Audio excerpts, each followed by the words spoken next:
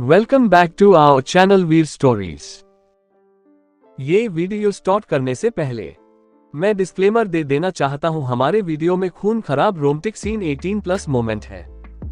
अगर आप लोग बच्चे हो तो प्लीज इस वीडियो को मत देखना, और अगर देखना चाहते हो तो प्लीज अपने पेरेंट की परमिशन ले लेना। And video enjoy. 101 कशिश ने रेचल को ऑफर दिया। अब तक आपने पढ़ा कि रेड कार्ड पर ही सबके साथ दिखाई देने से तमाशा हो जाता है और कियारा कशिश को नुकसान पहुंचाने की कोशिश करती है मगर फेल हो जाती है। अब आगे कियारा को रणविजय की कोल्ड नजरें अपने ऊपर महसूस हो रही थी, जिसकी वजह से वह कांप गई और उसने कहा, यह बस एक एक्सीडेंट था, मैं सचमुच ऐसा नहीं करना चाहती थी। क्या तुम ये कह सकती हो कि जो मॉडल्स कैट वॉक करते वक्त गिर जाती है वह जानबूझकर करती है? कशिश ने ये सुनकर सार्कास्टिकली हंसते हुए कहा, सो एक्सीडेंट ही तुम्हारा इकलौता बहाना है। अपनी आंखों में आंसू लिए हुए कियारा ने कशिश को देखा और उदासी के साथ कहा, दीदी आप हमेशा दूसरों के एक्शंस को इतने गलत तरीके से ही क्यों लेती है? कशिश ने हल्की ठंडी हंसी के साथ तेज आवाज में कहा, मुझे इन सब में घसीटने की बिल्कुल भी कोशिश मत करना। तुम इकलौती ऐसी इंसान हो जिससे मुझे घिन आती है और जो ऐसी हरकतें करती है। कशिश के हर एक शब्द ब्लंट और कोल्ड थे, जिसकी वजह से ऐसा लग रहा था जैसे वह बिल्कुल सच बोल रही हो। ये सब सुनकर आसपास के लोगों ने फिर से कहना शुरू कर दिया, सीरियसली कियारा ने ऐसा किया क्या है जो सब उससे इतनी नफरत करते हैं?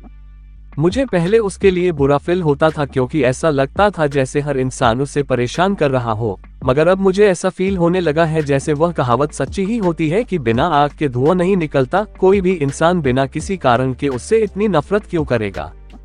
ये सब सुनकर कियारा को इतना ज्यादा गुस्सा आ रहा था कि वह यही बेहोश हो जाने वाली थी। क्यों ये सब कुछ हो रहा है? क्यों अचानक से सब उसके कंट्रोल से बाहर जा रहा है? तभी रणविजय की कोल्ड आवाज वहां पर सुनाई दी, अब जब तुमने कियारो को बचाने का फैसला किया है तो दूसरी लड़की को बचाने की कोशिश मत करना जो कभी तुम्हारी हो नहीं सकती। तुम्हें तो अपनी प्यारी कियारा को भी संभालना है ना, जो तुम्हारी बाहों में है। क्या इससे तुम थक नहीं जाते हो? ये सुनकर कार्तिक ने रणविजय को देखा। उसके दोस्त की पॉजिटिवनेस कितनी स्ट्रांग है। वो दोनों यहाँ ऐसे नाटक कर रहे हैं जैसे वह एक दूसरे को जानते ही नहीं, मगर फिर भी वह इतना डोमिनेटिंग है। वही अपनी बात खत्म करने के बाद रणविजय ने देखा कि हर्ष का चेहरा डार्क होने लगा, तो फाइनली वह कशिश को लेकर वहां से चला गया। इनफैक्ट जिस मोमेंट से कशिश उसकी बाहों में गिरी थी उसका उसे छोड़ने का कोई इरादा नहीं था। भले ही ये थोड़ा रिस्की था मगर वह बहुत ही ज्यादा खुश था कि वह पब्लिकली कशिश के साथ रह सकता है। वही कशिश थोड़ा अनकंफर्टेबल फील कर रही थी। आफ्टर ऑल ये पहली बार था जब वह पब्लिक में उसके इतने ज्यादा नजदीक थी। मिस्टर रावत ये ठीक है, क्या अब आप मुझे छोड़ेंगे? नहीं। उनके आसपास का एटमॉस्फेयर अचानक से स्ट्रांग हो गया, तो रणविजय ने आगे कहा, मैंने अभी तुम्हें बचाया तो तुम टेम्पररी तौर पर मेरी डेट हुई। ये सुनकर कशिश की आंखें फ्लिकर हुई। टेम्पररी, यह एक अच्छा बहाना था। रणविजय, कशिश और कार्तिक ऑटोग्राफ वॉल की तरफ गया। कार्तिक ने होस्ट के द्वारा दिए हुए पेन को पकड़ा और रणविजय और कशिश को दिया और उन दोनों के लिए एक खाली जगह ढूंढी। प्लीज यहाँ पर साइन कीजिए। रणविजय ने पहले कशिश को इशारा किया तो कशिश ने भी मना ही किया और बहुत ही खूबसूरत हैंडराइटिंग में अपना नाम वहां पर लिख दिया। वही उसके बाद रणविजय आगे आया और उसने अपना नाम बिल्कुल कशिश के बगल में लिख दिया। उसकी हैंडराइटिंग भी बिल्कुल फ्लुएंट और स्टाइलिश थी। कशिश उसकी हैंडराइटिंग को एडमायर कर रही थी, जिसकी वजह से उसे दोबारा देखने से खुद को रोक नहीं पाई। अगली बारी कार्तिक के अनएक्सपेक्टेडली उसकी हैंडराइटिंग दूसरों की तरह फिल्म बॉर्डर नहीं थी बल्कि एक टेन स्टाइल वाली थी, एलिगेंट मगर पावरफुल। कशिश को उसकी हैंडराइटिंग भी काफी पसंद आई, मगर यह ज्यादा देर के लिए नहीं टिका क्योंकि उसने देखा कि कार्तिक ने अपना साइन करने के बाद उसके और रणविजय के सिग्नेचर के बीच में एक छोटा सा हॉट बना दिया है और फिर वह मुस्कुराते हुए रणविजय को देख रहा है जैसे शो ऑफ कर रहा हो, जिसे देखकर दोनों ही स्पीचलेस हो गए। बता रणविजय कैसा है? ये सुनकर रणविजय ने कार्तिक को एक अजीब सा लुक दिया और उसे इग्नोर करते हुए कशिश का हाथ पकड़कर मेनन गेट के अंदर जाने लगा। वही उसका रिएक्शन देखकर कार्तिक का मुंह बना गया और उसने कहा, यह आदमी कभी खुश हो ही नहीं सकता। और थोड़ी देर सोचने के बाद उसने फिर से ड्राइंग शुरू कर दी और फाइनली सेटिस्फैक्शन में हाँ में सर हिलाया और उसके बाद पेन होस्ट की ट्रे में रखकर वहां से जाने लगा। उस खूबसूरत सी होस्ट ने उसकी ड्राइंग को देखा और वह अपने आप को हंसने से रोक नहीं पाए। कार्तिक ने एक हॉट बनाया था उन दोनों के सिग्नेचर के पास और उसके ऊपर आई लव यू फॉरएवर लिखा हुआ था। अल्पिरामा उसका प्रैंक बहुत ही ज्यादा बचकाना था। वही अपना एंकल स्प्रेन होने के कारण कियारा हर्ष का हाथ पकड़कर खड़ी थी और उसके माथे पर पसीना था। जो लोग पहले कियारा और हर्ष को देखकर काफी ज्यादा हैरान और खुश थे, लेकिन जैसे जैसे वक्त बिताने लगा सब कुछ बदल गया। कियारा और हर्ष काफी देर तक रेड कार्पेट पर ही रहे, जिसकी वजह से लोग इम्पेशेंट होने लगे थे। सब चले गए हैं, ये लोग यहाँ से जा क्यों नहीं रहे हैं? क्या इनके लिए रेड कार्पेट सच में इतनी बड़ी फैसिलिटी है? क्या वह सिर्फ इसलिए चोट लगने का नाटक कर रही है ताकि उन्हें यहाँ से जाना ना पड़े? सिक्योरिटी कहाँ है? वह लोग इन्हें यहाँ से भेज क्यों नहीं रही है? सच्चाई ये थी कि सिक्योरिटी गार्ड्स में इतनी हिम्मत नहीं थी कि वह इन रेड कार्पेट पर चल रहे लोगों को कुछ भी बोल सके। वही आसपास के लगते हुए इल्जाम और कमेंट्स को सुनकर कियारा फाइनली रोने लगी। आराम से, मैं तुम्हें हॉस्पिटल ले चलता हूँ। नहीं हर्ष, मैं ये कॉलेज सेलिब्रेशन मिस नहीं करना चाहती, मैं नहीं जाऊंगी। मगर तुम्हारा पैर, इट्स ओके हर्ष, मैं ऐसे ही सेलिब्रेशन अटेंड करूंगी। उसे रोता हुआ देखकर हर्ष को अपने दिल में बहुत दर्द महसूस हुआ और उसने नीचे झुककर कियारा को उठाते हुए कहा, मैं तुम्हें रेस्ट रूम में ले चलता हूँ और फिर मैं वही डॉक्टर को बुला दूंगा। कियारा आखिर में मान गई और अपने दोनों हाथ उसके गले में लपेट लिया और अपना चेहरा रोते हुए उसके चेस्ट में छुपा लिया। वही कॉलेज के अंदर जाते ही रणविजय को प्रिंसिपल ने घेर लिया, जिसकी वजह से पार्टी हॉल में कशिश और कार्तिक एक साथ आए, जिस वजह से सबका अटेंशन उस तरफ अट्रैक्ट हो गया। बहुत सारे लोग वहां पर आए हुए थे जो जल्दी ही कार्तिक को ग्रीट करने लगे। कशिश ने चारों तरफ अपनी नजर घुमाई, वह यहाँ पर रितिका को ढूंढ रही थी। उसने ऑलरेडी वैभव को रितिका के साथ आने के लिए कहा था, इसलिए वह लोग ऑलरेडी आ गए होंगे। उसने चारों तरफ अपनी नजरें घुमाई, मगर उसे रितिका और वैभव कहीं नजर नहीं आ रहे थे। वह थोड़ा कंफ्यूज थी और उन्हें कॉल करने ही वाली थी जब उसका फोन बजा। फोन पर चमकते हुए नाम को देखकर कशिश की भौहें आपस में सिकुड़ गए और वह अपना फोन साइड में आते हुए उठाते हुए बोली, हेलो, क्या बात है? कशिश, कमलेश्वरी सक्सेना और सुधा सक्सेना आए थे आज मुझसे मिलने के लिए और उनके एटीट्यूड के हिसाब से मुझे लगता है कि वह सारी चीजें हासिल करना चाहते हैं जो तुम्हारी मॉम ने तुम्हारे लिए पीछे छोड़ी थी। ये सुनकर कशिश की आंखें छोटी हो गई और उसने कोल्डली हंसते हुए कहा, मैंने उम्मीद नहीं की थी कि वह लोग इतनी जल्दी कदम बढ़ाएंगे। आपने कैसे जवाब दिया? डेफिनेटली मैंने लीगल गाइडेंस के अंदर ही हैंडल किया।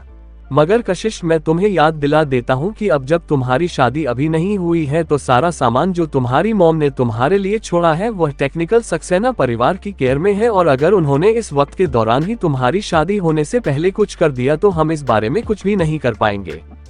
जैसे कि एग्जाम्पल के तौर पर अगर उन्होंने वह शॉप लॉस में जा रहे हैं और वह लोग उसे आगे नहीं चला सकते, ये दिखाकर उसे बेच सकते हैं या फिर लीज पर दे सकते हैं। जब तक तुम्हारी शादी नहीं हो जाती यह फैसला लेने का हक उनके पास है। ये सुनते ही कशिश की भौहें तुरंत आपस में सिकुड़ गई और उसने कहा, जहां तक मुझे पता है उन्होंने पिछले कुछ सालों में कोई कंपनी या स्टोर बेचे नहीं है। हाँ, सचमुच वह कंपनी और स्टोर हमेशा से ही प्रॉफिटेबल रहे हैं, मगर अचानक से उन लोगों ने मुझे अप्रोच किया, इसलिए मुझे थोड़ा डर लग रहा था। मैंने ही उनके सामने यह बात उठाई थी।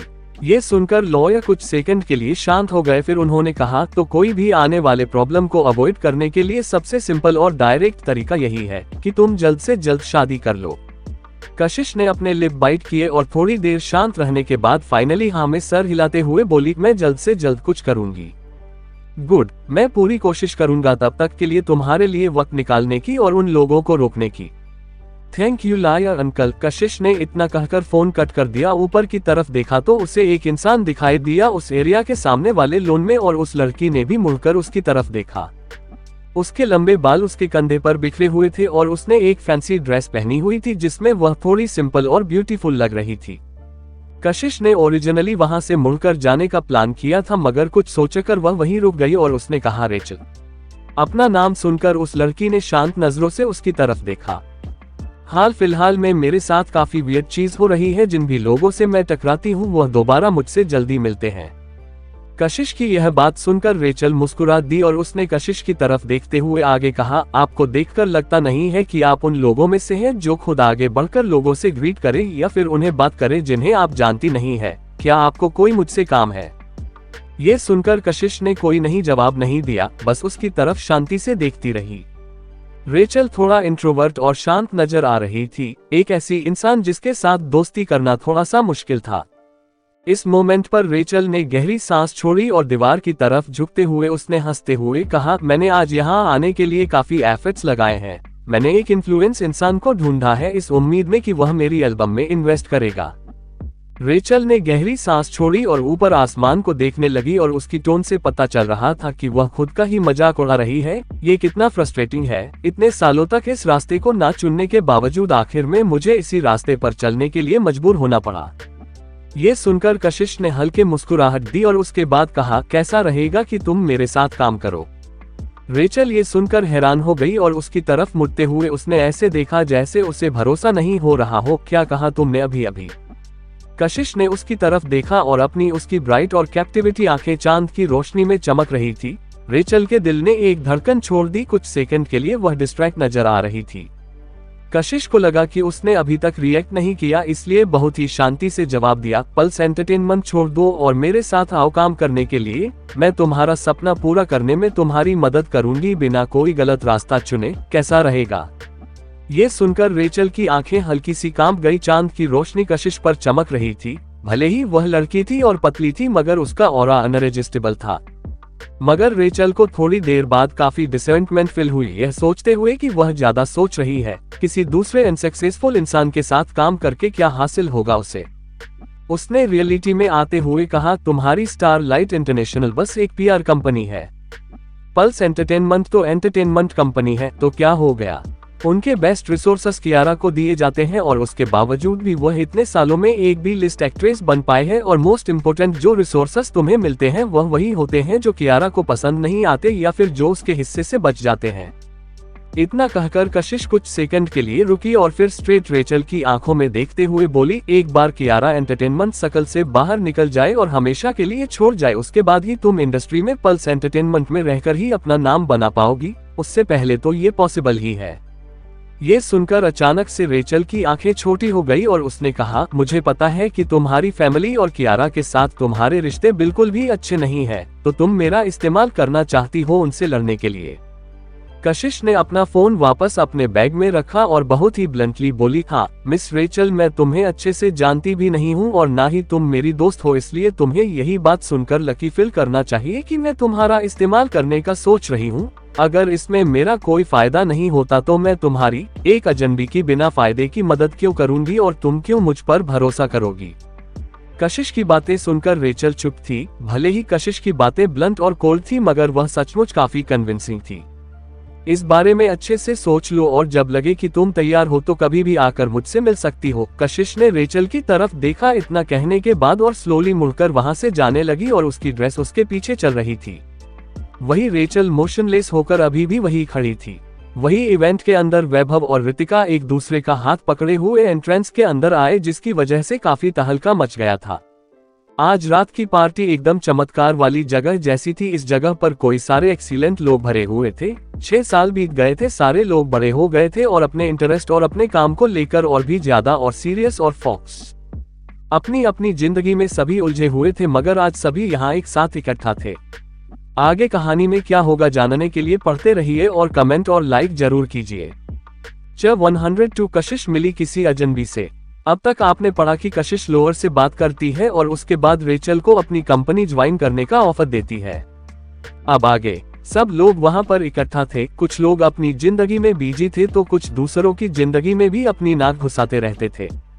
कई लड़कों ने कशिश से बात करने की कोशिश की मगर उसके कोल्ड रिस्पांस की वजह से कोई दोबारा उससे बात करने नहीं आया। रणविजय अभी भी वहां आया नहीं था, जिसकी वजह से कशिश काफी रिलैक्स थी। कार्तिक ने कशिश को एक ग्लास फ्रूट वाइन दी और वह उसके प्रोटेक्टर का रोल बहुत अच्छे से प्ले कर रहा था। वही एक नया इंटरनेशनल क्राउन वाला मूवी स्टार होने के नाते वैभव भी नेचुरली भीड़ से खुद को बचा नहीं पाया। भले ही रितिका खूबसूरत थी मगर फिर भी भीड़ के द्वारा उसे स्पॉटलाइट से बाहर निकाल दिया गया। जब वह कशिश के पास आई तो दोनों ने एक दूसरे को देखकर हेल्पलेस स्माइल दी। आज काफी भीड़ है ना रितिका, और तुम इतने बड़े मूवी स्टार के साथ कब दोस्त बन गई? कार्तिक ने रितिका की तरफ देखकर चिढ़ाते हुए कहा। वह जानता था कि रितिका अच्छे बैकग्राउंड से आती है और उसे पता है कि खुद को प्रेजेंट कैसे करना है। स्कूल के दिनों से ही वह कैंपस की सबसे खूबसूरत ब्यूटी हुआ करती थी और वह हमेशा इतनी अच्छे कपड़े पहनती थी कि सब इम्प्रेस हो जाते थे, लेकिन उसके गुस्से की वजह से कोई उसके आसपास नहीं जाता था। लेकिन अब बड़े होने के बाद वह और भी ज्यादा चार्मिंग हो गई थी।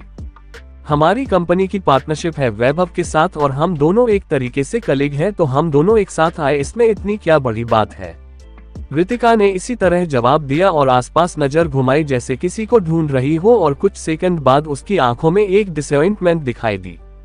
क्या तुम मृत्युंजय को ढूंढ रही हो? कार्तिक ने नजदीकी पिलर पर पीछे की तरफ झुकते हुए लेजी आवाज में कहा, मैंने मृत्युंजय का तो नहीं देखा, लेकिन मैंने मोना को जरूर देखा था। ये नाम सुनते ही रितिका के एक्सप्रेशन बहुत बुरी तरह बदले गए। कार्तिक ने उसकी तरफ देखा और फिर आसपास वेन्यू में देखते हुए बोला, मोना भी यहाँ नहीं है, लगता है मृत्युंजय का प्लान था उसे अपने साथ लेकर जाने का, वह दोनों पक्का साथ होंगे। कशिश ने देखा कि कैसे ये सारी बातें सुनकर रितिका का चेहरा पीला पड़ता जा रहा था, इसलिए उसने थोड़ा चिढ़ते हुए कहा, कार्तिक। कार्तिक ने ये सुनकर रितिका के चेहरे की तरफ देखा और फिर आगे कुछ नहीं बोला और ठीक उसी वक्त भीड़ से निकलकर वैभव भी वहां आया और वहां के वियर्ड एटमॉस्फेयर को सेंस करके उसने कोल्डली पूछा, क्या हुआ? कशिश ने गहरी सांस छोड़ी और वैभव से बोली, तुम रितिका को अपने साथ थोड़ी देर वॉक के लिए बाहर ले जाओ। वैभव ने रितिका की तरफ देखा और उसका सफेद पड़ा चेहरा देखकर उसकी भौहें आपस में सिकुड़ गई और उसने उसकी कलाई पकड़ ली। रितिका ने भी मना ही किया, उसकी एक्सप्रेशन ब्लैंक थे और वैभव उसे वहां से ले गया। वहीं उनके अपोजिट डायरेक्शन एक अंधेरे कोने में एक लॉन फिगर छुपा हुआ था, उसकी आंखें बहुत इंटेंशनली रितिका और वैभव फॉक्स थी। कशिश ने एक गहरी सांस ली और पीछे मुड़कर देखा तो अनएक्सपेक्टेडली उसे पार्टी हॉल के कोने में एक आदमी दिखाई दिया। उसने अपना चेहरा घुमा के उस आदमी को फेस किया तो उस आदमी ने भी अपना चेहरा उसकी तरफ घुमाकर कशिश को देखा और कुछ सेकंड के लिए पोज हो गया और फिर वहां से खड़े होकर निकल गया। उसकी एक कमांडिंग प्रेजेंस थी। कशिश ने एक आईब्रो उठाए और फिर रितिका की तरफ देखा तो पता चला कि पहले पीला पड़ा हुआ उसका चेहरा बड़ी से मुस्कुराहट से सजा हुआ था। कशिश, तुमने कितने रूड तरीके से बात की अभी अभी मुझसे। क्या जिसने तुम्हारी जिंदगी बचाई उसके साथ तुम्हें इस तरह बिहेव करना चाहिए? कार्तिक ने उसकी तरफ उदास चेहरा बनाकर देखा तो कशिश अपने दांत पीस लिए और वह इसी वक्त कार्तिक के चेहरे पर एक जोरदार पंच मारना चाहती थी, मगर कशिश ने कहा, क्या तुम थोड़ा सा दूध पीना चाहोगे? ये सुनते ही कार्तिक के एक्सप्रेशन बदल गए और उसने कहा, क्या तुम दूध के बारे में बात करना बंद करोगी? अगर फिर से तुमने दूध का नाम लिया ना तो मैं तुम्हारे ऊपर मर्डर का इल्जाम लगता दूंगा। उस दिन जब से पार्टी में और रणविजय ने उसे दूध और गार्लिक खिलाया था, उसके बाद से वह दोनों ही चीजें उसके लिए ऐसी हो गई थी जिससे उसे सबसे ज्यादा नफरत थी। कोशिश ने एक आईब्रो उठाते हुए कहा, तो फिर जिसने मेरी जान बचाई वह मुझे उन्हें कैसे ट्रीट करना चाहिए? मुझे लगता है कि मुझे पर्सनली उन्हें किसी तरह रिपे करना होगा। ये सुनकर कार्तिक के पैर कांपने लगे। उसने तुरंत आसपास मुड़कर देखा और जब उसे आसपास रणविजय नहीं दिखाई दिया तब जाकर उसने एक राहत ही सांस ली और बोला, कशिश प्लीज इस तरह की बातें बोलना बंद करो, तुम मुझे बहुत डरा देती हो। अब तक मेरे लिए सरवाइव करना बहुत ही मुश्किल रहा है, अगर तुम्हारे उस जेलस बॉयफ्रेंड को पता चल गया तो मुझे उल्टा लटका देगा। कार्तिक के डरे हुए एक्सप्रेशन देखकर कशिश अपने आप को हंसने से रोक नहीं पाए और उसने हंसते हुए कहा, तुम बहुत ही ज्यादा डरपोक हो। लेकिन कार्तिक नहीं हंस सकता था। उसने कहा, कशिश मुझे लगता है कि आज रात रणविजय किसी बात को लेकर मुझे गुस्सा है। मैंने ऑलरेडी तुम लोगों के लिए उस ऑटोग्राफ वॉल पर कितना कुछ किया मगर उसने मुझे छोड़ नहीं। क्या तुम प्लीज मौका ढूंढकर मेरी थोड़ी सी तारीफ कर दोगी उसके सामने? तुम्हें ऐसा क्या किया जो वह इतना गुस्सा है? क्या वह इतना डरावना है? ये सुनकर कार्तिक की आंखें हैरानी से बड़ी हो गई और उसने कहा, क्या तुम्हें नहीं लगता कि वह डरावना है? उसके बारे में डरावना क्या है? कशिश की भौहें आपस में सिकुड़ी हुई थी। उसके बारे में सब कुछ डरावना है। वह किसी को पलक झपकते ही मार सकता है, पता है? वह लोगों को मार सकता है। देखा, डर गई ना तुम भी? लेकिन कशिश के एक्सप्रेशन बिल्कुल नहीं बदले और उसने बहुत ही शांति से कहा, जहां तक मेरा अंदाजा है जिसे रणविजय ने मारा होगा पक्का उसने ही कुछ गलत किया होगा। वह बिना मतलब की किसी की जान क्यों लेगा? ये सुनकर कार्तिक कांप गया और उसने थम्स अप का इशारा करते हुए कहा, तुम दोनों सचमुच परफेक्ट मैच हो। मुझे तुम दोनों से फ्यूचर में दूरी बनाकर रखनी होगी वरना तुम दोनों डरा डरा कर ही मेरी जान ले लोगे। वहीं ब्रेक रूम के अंदर हर्ष कियारा के पैर के ऊपर आइस लगाने में उसकी मदद कर रहा था। क्या अभी भी दर्द हो रहा है? कियारा ने धीरे से अपना पैर जमीन पर रखा और हल्का सा हाँ में सर हिलाते हुए बोली, अब उतना ज्यादा दर्द नहीं हो रहा है। हर्ष ने आइस बैग नीचे रखा और उसके बालों को ठीक किया और थोड़ा गुस्से में बोला, ये बस एक कॉलेज का सेलिब्रेशन ही है, तुम यहाँ रहने के लिए इतना इंसिस्ट क्यों कर रही हो? कियारा ने हल्की मुस्कुराहट के साथ कहा, मैंने दादी माँ से बात की है, प्लस एंटरटेनमेंट इंटर्नशिप अपॉर्चुनिटीज देने के लिए तैयार है 5 नए ग्रेजुएट को। मैं यहाँ पे हूँ उसका ग्रेटिट्यूड दिखाने के लिए, लेकिन उन ग्रेजुएशन वाले स्टूडेंट्स को सीट के लिए खुद फाइट करनी होगी। फिल्म और टेलीविजन एजेंसीज बारिश के बाद जैसे मशरूम उगते हैं वैसे एक एक करके बाहर आ रही है और कंपटीशन और भी ज्यादा सीरियस होता जा रहा है। इसलिए हमको कुछ ऐसे स्टूडेंट को सेलेक्ट करना चाहते हैं जो मल्टीपल एरियाज में टैलेंटेड हो। हम अभी डांस और वोकल म्यूजिक पर फोकस करने वाले हैं और हम ये भी उम्मीद कर रहे हैं हम कुछ कलर आज रात के कॉलेज सेलिब्रेशन में भी ऐड कर पाए। हर्ष ने हाँ में सर हिलाया और अपनी आंखों में एडमिरेशन लिए हुए बोला, ये तो काफी अच्छा आइडिया है। कियारा ने जेटली मुस्कुराते हुए कहा, जो मैंने प्लान किया है वह स्टार्ट होने ही वाला है और पल्स एंटरटेनमेंट की रिप्रेजेंटेटिव होने के नाते मुझे सबसे पहले परफॉर्म करना होगा। ये सुनकर हर्ष की भौहें में आपस में सिकुड़ गई और उसने पूछा, लेकिन तुम्हारे पैर का क्या? अभी तो उसमें दर्द हो रहा है। मैं ठीक हूँ, मैं तो बस पियानो बजाने वाली हूँ जिसमें मेरे पैरों को कोई काम नहीं है। वह जगह एक बेसिकली प्लेग्राउंड की तरह थी सोशल एलिट के लिए और आज का मिशन कशिश का अपनी कंपनी के लिए नए टैलेंट को ढूंढना था। कई स्टूडेंट का ऐसे सीन में फिट होना बहुत ही ज्यादा मुश्किल होता है, इसलिए वेन्यू में फ्रेश फेस ढूंढना काफी मुश्किल था। इसलिए कशिश आसपास घूम रही थी और वह बैक डोर से पीछे की तरफ चली गई। तभी वह एक कॉरिडोर से होकर गुजरी जहां उसे एक जानी पहचानी आवाज सुनाई थी। उसने पहले ज्यादा ध्यान नहीं दिया मगर अचानक से उसका नाम मेंशन हुआ, जिसे सुनकर उसके पैर रुक गए और वह चुपचाप उन दो लोगों की बातें खत्म होने का इंतजार करने लगी और थोड़ी देर सोचने के बाद एक कोल्ड लुक उसके चेहरे पर आया और वह वहां से निकल गई। हल्की कम रोशनी में कशिश पेड़ों की लाइन के पास अकेले चल रही थी और उसने एक छोटा ब्रिज क्रॉस करते हुए कुछ छोटे छोटे पहाड़ियां चढ़ी। वह एक बड़े से पार्क जैसा था जहां पर विंड वाले रास्ते और हर जगह ग्रीनरी थी। पहले पहले वह रास्ते में कुछ स्टूडेंट से टकराए मगर बाद में जैसे जैसे लाइट डिम होने लगी आसपास की जगह बिल्कुल खाली होने लगी, क्योंकि यहाँ पर आने से लोगों को डर लगता था। मगर ठीक उसी वक्त एक हल्की सी पिच ब्लॉसम की खुशबू कशिश को महसूस हुई। अनकॉन्शियसली वह उस खुशबू को फॉलो करते हुए आगे बढ़ने लगी जो धीरे धीरे और भी स्ट्रांग होती जा रही थी और जल्दी ही उसने अपने आप को एक पिच ऑर्किड में पाया और उस ऑर्किड के हर एक कुछ मीटर पर एक ग्राउंड लैंप था जो उस पिच ब्लॉसम्स में खूबसूरत लाइट बिखेर रहा था।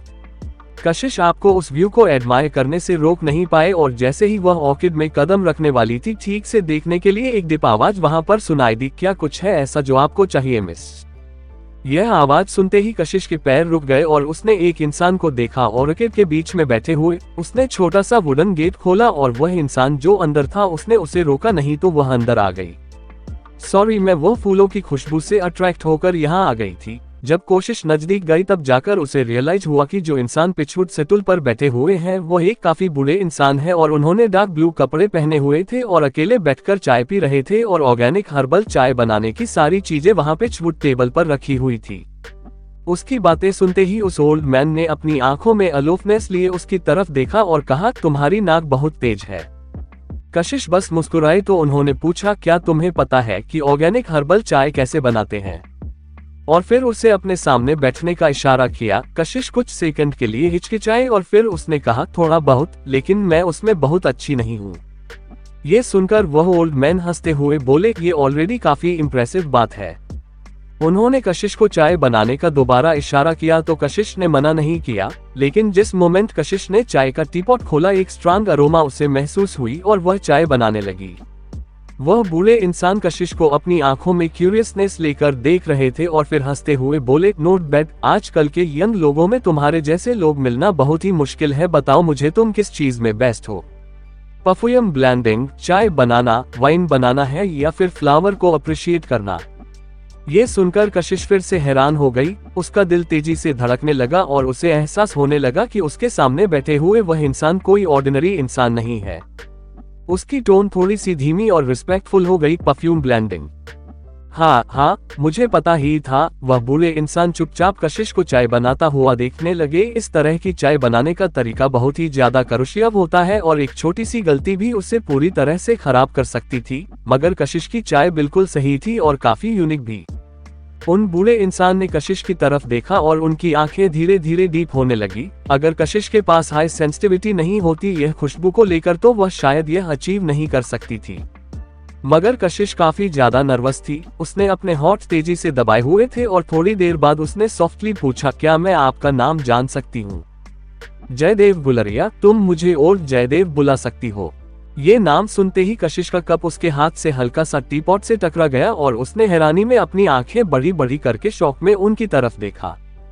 कशिश ज्यादा देर तक हिल टॉप ऊपर नहीं रही। वह अपनी यादों के सहारे फिर से वही रास्ता फॉलो करते हुए उसी कम रोशनी में वापस आने लगी। वह अपने ड्रेस को पकड़े हुए आसपास का रास्ता देख रही थी। हे रुको, तुम काफी खूबसूरत हो। एक अजीब सी नशे से भरी आवाज उसे साइड से सुनाई दी तो कशिश की भौहें आपस में सिकुड़ गई और उसने अपने कदम तुरंत तेज कर दिए और उस आदमी को इग्नोर करते हुए आगे जाने लगी। हे, मैं तुमसे बात कर रहा हूँ, तुम अकेली दिख रही हो, मैं तुम्हें कंपनी देने के लिए तैयार हूँ। एक आदमी लड़खड़ाते हुए उसके सामने आकर उसका रास्ता रोककर खड़ा हो गया और कशिश का चेहरा देखते ही उसकी नशे से भरी आंखों में चमक दिखाई देने लगी। उसने उस लड़की को साइड में धक्का दिया जिसे उसने अपने हाथों में पकड़ा हुआ था और कशिश की तरफ झपटा जो बहुत ही शांति से साइड हट गई। कशिश को लगा कि वह नशे में धूत आदमी नीचे गिर जाएगा और वह वहां से निकल जाएगी, मगर जैसे ही उसने उसे डोज किया वह आदमी जो उसके पीछे गिरने वाला था अचानक से उसके सामने दिखाई दिया और बेहोश होकर तेज आवाज के साथ जमीन पर गिर गया। वह लड़की जो उस आदमी के साथ थी वह डर गई और अपना सर कवर करते हुए वहां से तुरंत भाग गई। कशिश ने पीछे मुड़कर देखा तो सचमुच उससे जाना पहचाना इंसान अपने पीछे खड़ा हुआ दिखाई दिया। आगे कहानी में क्या होगा जानने के लिए पढ़ते रहिए और कमेंट और लाइक जरूर कीजिए। जब 103 कियारा का तमाशा फिर शुरू। अब तक आपने पढ़ा कि कैंपस के पीछे वाले इलाके में जब कशिश घूम रही होती है तो एक अनजान इंसान से टकराती है और वापस लौटते वक्त एक शराबी उसका पीछा करने लगता है। अब आगे कशिश ने पीछे मुड़कर देखा तो जैसा कि उसे उम्मीद थी उसे जाना पहचाना इंसान दिखाई दिया। रणविजय इमोशनलेस नजर आ रहा था और उसके चेहरे पर थोड़ी सी शिकन थी। उसने उस बेहोश आदमी को देखा और फिर कैजुअली अपनी नजरें हटाए और जेटली कशिश को अपनी बाहों में खींचते हुए कहा, कहाँ थी तुम? तुमने मुझे डरा दिया था। जैसे ही कशिश कुछ बोलने वाले थे उसने अपनी आंखों के कोने से दो लोगों को नोटिस किया। वह प्रिंसिपल और वाइस प्रिंसिपल थे। रणविजय ने आगे हाथ बढ़ाकर उसके सर पर फूलों की एक पंखुड़ी थी उसे हटाते हुए कहा, तुम इस तरह अंधेरे में अकेले कहाँ घूम रही हो?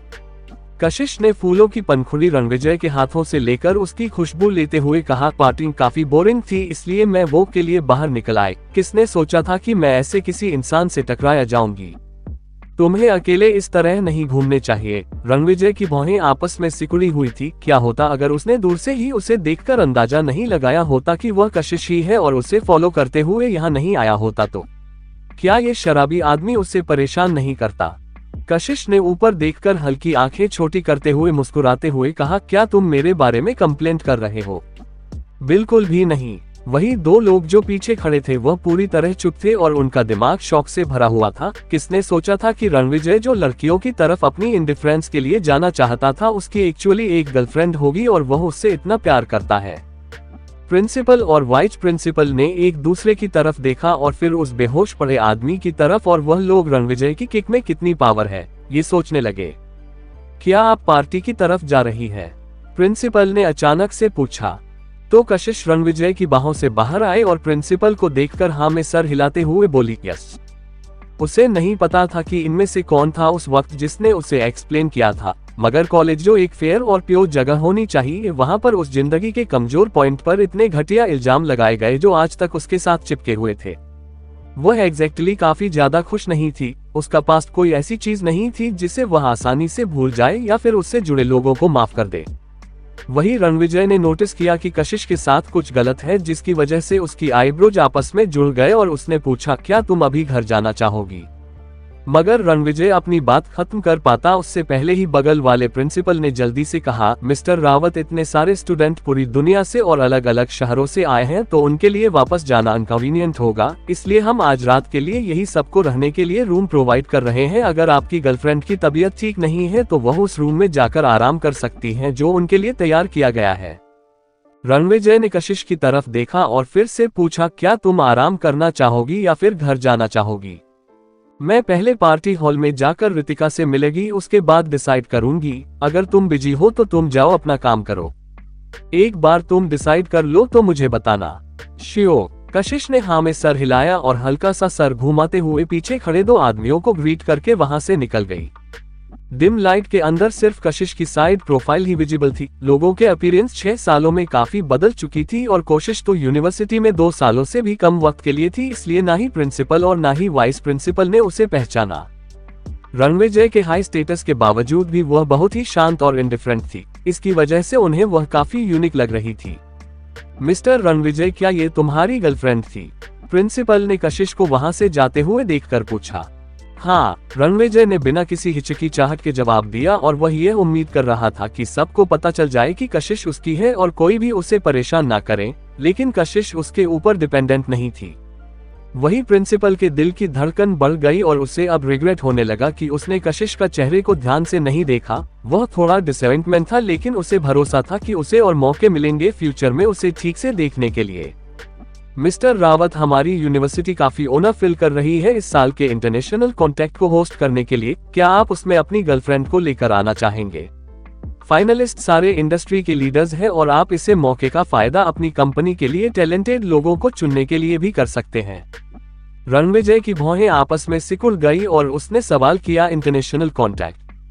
रणविजय का इंटरेस्ट देखकर प्रिंसिपल ने हंसते हुए कहा, हाँ, अगर इस बारे में बात की जाए तो हमारे सारे स्टूडेंट अपने एरिया में बेस्ट ही रहे हैं और हमेशा हमारे कॉलेज को ऑनर फील करवाते हैं। क्या आपको परफ्यूमर रोज का नाम पता है? वह फ्रेग्रेंस फिंजी इंटरनेशनल कॉन्टेक्ट में पार्टिसिपेंट रही थी और अपने फर्स्ट पार्टिसिपेशन में ही वह 4th प्लेस तक पहुंच गई थी। प्रिंसिपल ने बहुत ही प्राइड के साथ मुस्कुराते हुए कहा, परफ्यूमर होने के नाते वह देश की सबसे बेस्ट है और हमारी स्टूडेंट भी है कियारा सक्सेना। अगर उसके बारे में बात की जाए तो वह सचमुच बहुत ही आउटस्टैंडिंग है।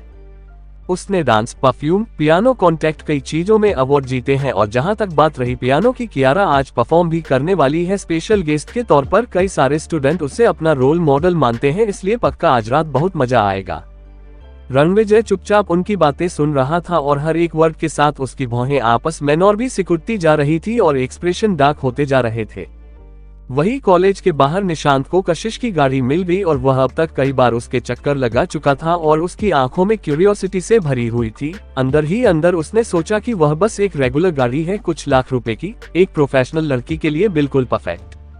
मगर क्या ये गाड़ी सचमुच कोई ऑर्डिनरी गाड़ी थी?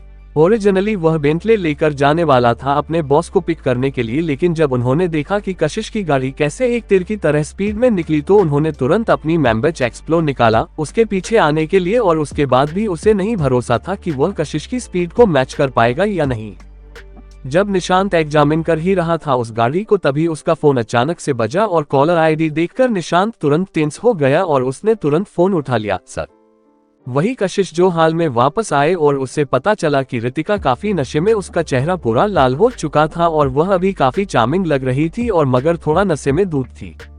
कितनी ड्रिंक की तुमने? कशिश की भौहें आपस में सिकुड़ गई तो रितिका हंसते हुए बोली, मैं कुछ पुराने क्लासमेट से टकरा गई थी और इतना अच्छा टाइम बीत रहा था कि लगता है कि मैं कुछ ज्यादा ही पी ली है।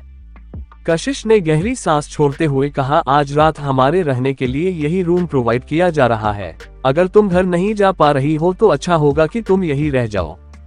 ऑलराइट। ठीक उसी वक्त स्टेज पर खड़े होस्ट ने अनाउंस किया, अब एक warm round of applause Kiara Saxena के लिए जो कि पल्स एंटरटेनमेंट से आए हैं। वह आज हम सबके लिए अच्छा सा पियानो सॉन्ग परफॉर्म करने वाली है। उसके तुरंत बाद ही कियारा लंगड़ाते हुए अपनी ड्रेस संभालते हुए स्टेज पर पहुंची। कशिश कियारा को देख रही थी जो ग्रेसफुली आकर तालियों के बीच में पियानो के सामने बैठी। उसके दिल की धड़कन बढ़ गई और उसकी आंखें हल्की सी कांप गई। उसने तुरंत अपना चेहरा दूसरी तरफ घुमा लिया।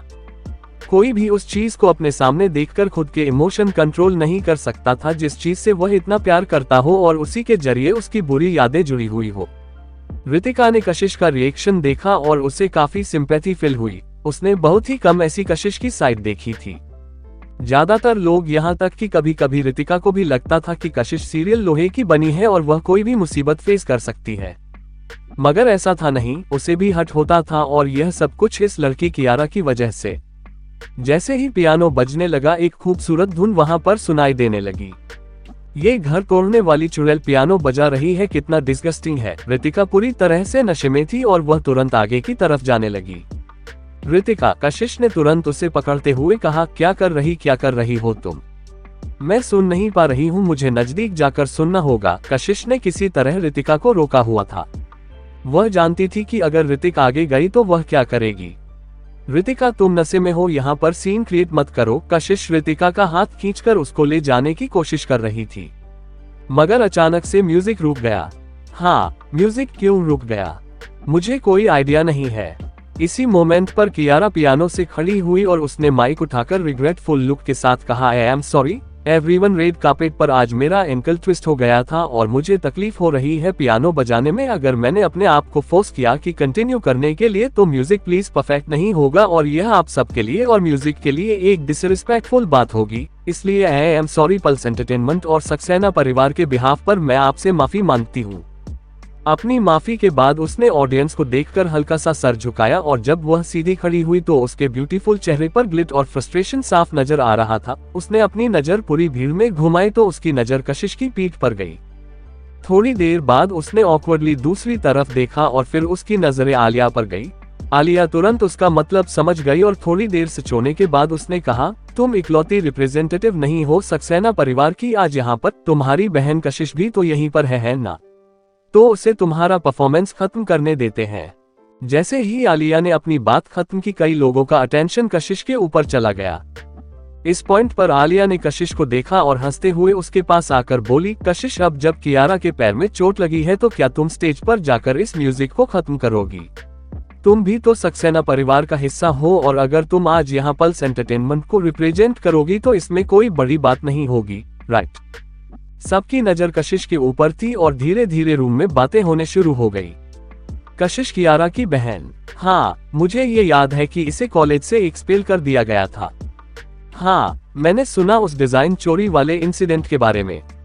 इसने अपने कंपटीशन के दौरान एक जज को बहकने की कोशिश नहीं की थी। हाँ मैंने भी इस बारे में सुना है, वह ब्रेक रूम में पकड़ी गई थी रिपोर्टर्स के जरिए। कशिश वह हमेशा से ही बुरे कैरेक्टर की रही थी और प्रॉब्लम्स क्रिएट करती थी, इसलिए आखिर में सक्सेना परिवार को उसे एब्रॉड भेजना पड़ा ताकि चीजें और भी बुरी ना हो। ये सारे शब्द सुनकर आलिया ने एक राहत की सांस ली। उसने कियारा की तरफ अपने चेहरे पर कोल्ड स्माइल लिए हुए देखा और उसकी आंखें सेटिस्फैक्शन से चमक रही थी। रितिका फील कर सकती है कि जिन हाथों ने उसे पकड़ा हुआ है वह स्टिफ और ठंडे होते जा रहे हैं। उसने अपना सर धीरे से घुमाया और कोल्ड नजरों से आप सभी लोगों को देखते हुए गुस्से में चिल्लाते हुए बोली, क्या बकवास कर रहे हो तुम लोग? क्या तुम लोगों के पास कोई प्रूफ है? हम यहाँ सब बड़े हो गए हैं, इतनी समझ नहीं आई तुम लोगों में कि जो भी बोलना चाहिए वह सोच समझकर बोलना चाहिए। ओ मेरी गलती, इतनी साल हो गए ना, मैं भूल गई थी कि कशिश की क्या रेपुटेशन है। आलिया ने अचानक से अपना मुंह कवर कर लिया और ऐसे नाटक करने लगी जैसे उसे अभी अभी रियलाइज हुआ हो और बोली, मगर ऐसा तो है नहीं कि यह लोग झूठ बोल रहे हैं, वरना कशिश को कॉलेज से क्यों निकाला जाता? एक कोल्ड लाइट रितिका की आंखों में दिखाई दी और उसने कुछ कदम आलिया की तरफ लेते हुए अपनी पावरफुल प्रेशर वाले प्रेजेंस के साथ बोली, यह मत सोचना कि मुझे नहीं पता कि यह तू सब कुछ जानबूझकर कर रही है। यहाँ पर फेस्टिवल का डिसेंट होस्ट बनने की बजाय तू यहाँ पर अपनी घटिया एक्टिंग स्किल्स दिखाने में लगी हुई है। क्या कहा तुमने?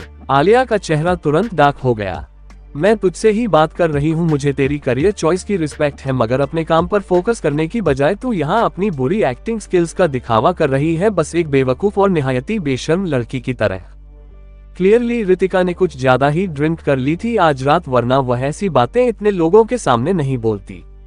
अगर हिम्मत है तो दोबारा बोल कर दिखाओ। आलिया रितिका की बातों से बहुत ज्यादा गुस्से में आ गई थी। आलिया डोंट, कियारा ने तुरंत आलिया को रोकने की कोशिश की तो रितिका ने अपना सर उठाया और स्टेज पर खड़ी कियारा को देखा अपनी कोल्ड आंखों से और सख्त आवाज में बोली, कियारा ये सब तेरा ही किया धरा है ना? कियारा जिसने माइक्रोफोन पकड़ा हुआ था उसने एक कदम पीछे ले लिया और अपने चेहरे पर हैरानी और इनोसेंस लाते हुए बोली, क्या मैंने क्या किया है?